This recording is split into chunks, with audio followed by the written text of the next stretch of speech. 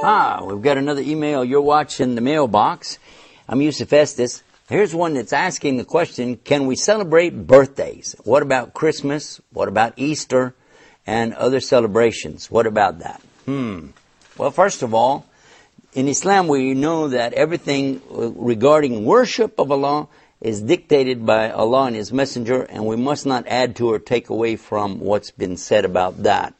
In the matters of the life, though, just daily life, we're free to do whatever we'd like to do except what's totally forbidden for us.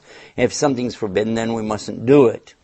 So let us now examine exactly what we mean by celebrating a birthday. When someone is born, who did all the work? The mother. Who's the one that carried the child inside of her, and who's the one that went through the labor pains, and who is the one that raised the child up? So if anything should be celebrated, it should be celebrating the mother for her hard work and her efforts. Also, another thing, when you talk about birthdays, would you be talking about the sun calendar, which is now associated with the Christian religion, or would you be talking about the lunar calendar, which is associated with the Jewish and the Muslim religion? Because if you go by the sun calendar, there's 365 days, 0.4. And then if you go by the lunar calendar, there is 354 days. So the years are not going to be the same anyway.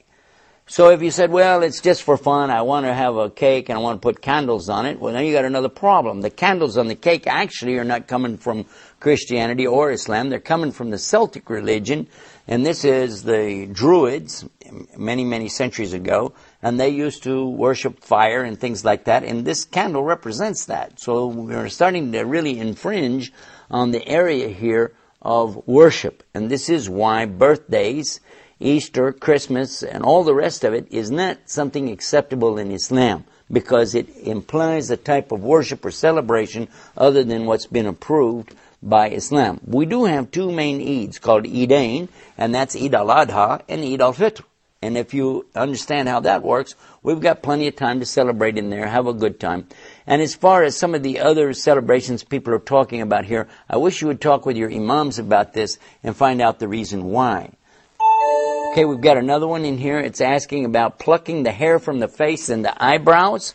Well, if you're altering what Allah has given you, you must have a really good, legitimate reason for this. Talk with your imam about this and he'll explain it to you. But basically, if you have something that's not characteristic of normal appearance of a human being, this is one thing.